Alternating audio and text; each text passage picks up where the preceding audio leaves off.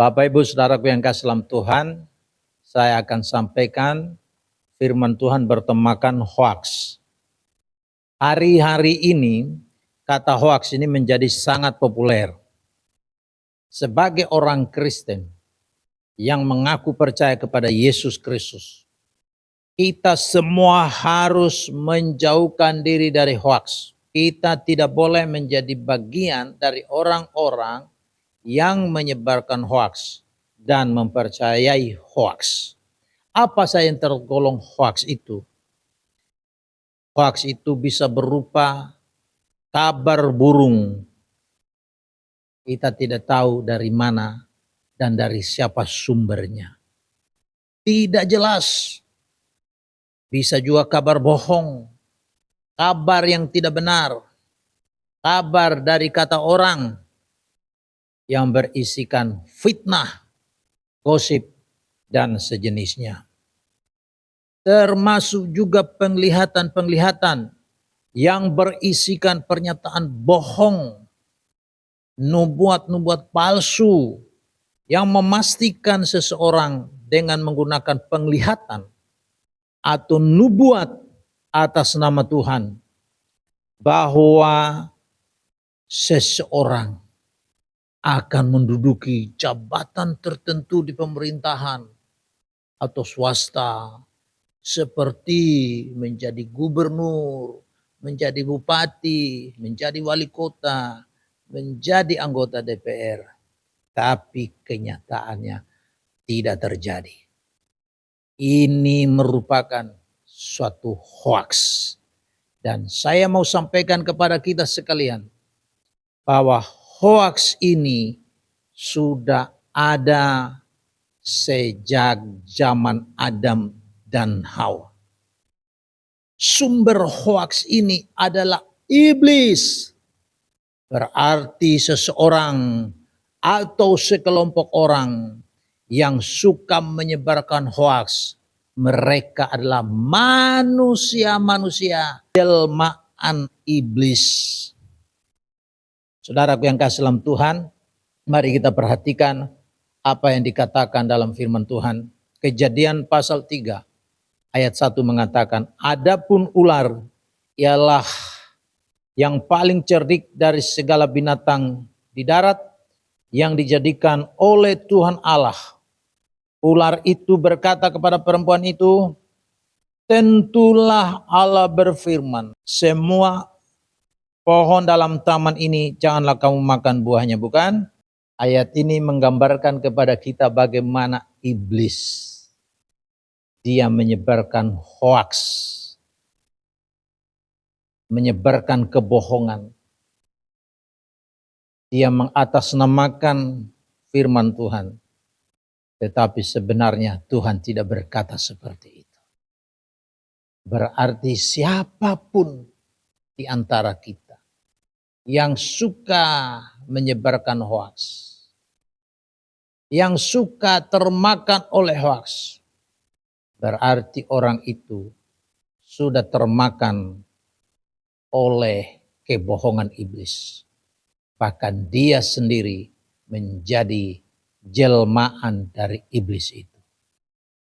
Mari kita perhatikan apa sebenarnya yang Tuhan katakan kemudian diputar balikan oleh iblis. Kejadian 2 ayat 16 dan 17. Lalu Tuhan Allah memberi perintah itu kepada manusia. Semua pohon dalam taman ini boleh kau makan buahnya dengan bebas. Tetapi pohon pengetahuan tentang yang baik dan yang jahat, janganlah kau makan buahnya, sebab pada hari engkau memakannya, pastilah engkau mati. Jadi iblis, dia memutarbalikan firman Tuhan. Tuhan menyatakan bahwa semua pohon yang ada dalam taman itu, buahnya bisa dimakan, kecuali satu, pohon pengetahuan yang baik dan yang jahat. Tetapi kemudian iblis memutarbalikannya, bahwa yang dilarang Tuhan itu yang boleh dimakan oleh Adam dan Hawa. Di sini kita melihat penyebaran hoaks dilakukan oleh iblis, dan iblis itu adalah sumber hoaks itu sendiri. Karena itu Bapak Ibu Saudara yang kasih dalam Tuhan, kalau kita sebagai orang yang mengaku diri pengikut Yesus Kristus, kita terlibat dalam hal-hal mempercayai dan menyebarkan hoaks, berarti kita menjadi kaki tangan daripada si iblis yang merupakan sumber hoaks itu. Kemudian pada zaman Tuhan Yesus, hoaks juga ada. Terutama ketika Tuhan Yesus disalibkan. Ada yang menyebarkan hoaks itu bahwa yang disalibkan itu bukan Yesus. Itu hanya sebuah penyamaran. Bukan sungguh-sungguh Yesus yang disalibkan.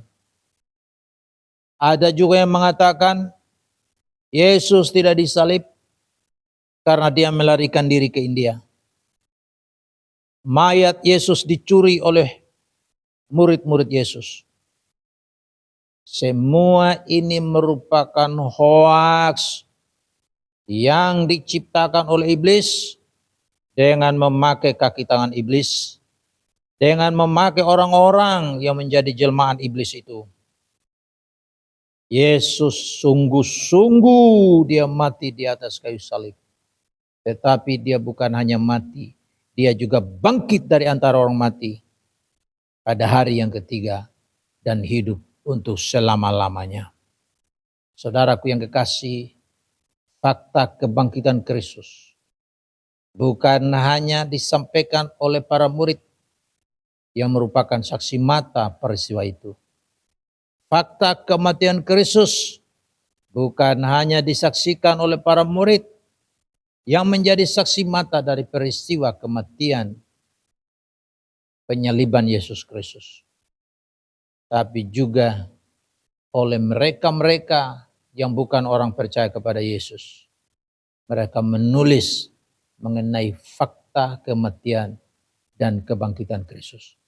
Itu berarti kematian, penyaliban, kebangkitan Kristus di antara orang mati bukan hanya kesaksian iman dari para murid yang menjadi saksi mata, tapi itu merupakan fakta sejarah karena juga disampaikan hal itu oleh orang-orang yang anti Tuhan Yesus Kristus. Tuhan Yesus sendiri menyatakan hal ini bagaimana dia adalah kebangkitan di dalam Yohanes 11 ayat 25. Akulah kebangkitan dan hidup, barang siapa percaya kepadaku, ia akan hidup walaupun ia sudah mati. Kemudian di dalam Matius pasal 28 ayat 11 sampai 13. Di dalam ayat-ayat ini suatu penyebaran hoaks yang dilakukan oleh para aparat keamanan yang ditugaskan oleh pemerintah Romawi pada waktu itu untuk menjaga kubur Yesus. Mereka melakukan suatu skenario jahat yang dirancang oleh para pemimpin agama pada waktu itu dengan menyuap para penjaga dengan sejumlah besar uang. Saudara-saudara, dinyatakan begini, ketika mereka di tengah jalan, datanglah beberapa orang dari penjaga itu ke kota dan memberitahukan segala yang terjadi itu kepada imam-imam kepala. Para penjaga ini, mereka memberitahu fakta yang sesungguhnya, yang mereka alami, yang mereka lihat bagaimana Yesus bangkit dari antara orang mati. Tetapi setelah mereka berunding dengan tua-tua, mereka mengambil keputusan lalu memberikan sejumlah besar uang kepada serdadu-serdadu itu dan berkata, kamu harus mengatakan bahwa murid-muridnya datang malam-malam dan mencurinya ketika kamu sedang tidur. Inilah penyebaran hoaks yang sengaja disebarkan dengan bayaran sejumlah besar uang untuk menutupi fakta kebangkitan Kristus. Hoaks ini bukan sesuatu yang terjadi pada saat ini saja, tapi sudah berlangsung setua dunia ini. sebagai orang yang percaya kepada Tuhan Yesus Kristus. Mari kita menjauhkan diri dari hoaks ini. Jangan sampai menjadi pembuat hoaks ataupun menjadi penyebar dari hoaks itu. Tuhan Yesus mengatakan kepada kita, bukan menyebarkan fitnah, menyebarkan hoaks. Tapi Tuhan mengatakan supaya kita pergi ke seluruh dunia untuk memberitakan Injil. Memberitakan kabar baik bahwa Yesus Kristus yang sudah mati menanggung segala dosa kita. Dia tidak tetap mati, dia bangkit pula dari antara orang mati. Yang menjamin pembenaran kita oleh dia. Yang sudah mati dan sudah bangkit dari antara orang mati. Kiranya Tuhan menolong kita untuk menghindarkan diri dari pencipta hoaks dan penyebar hoaks.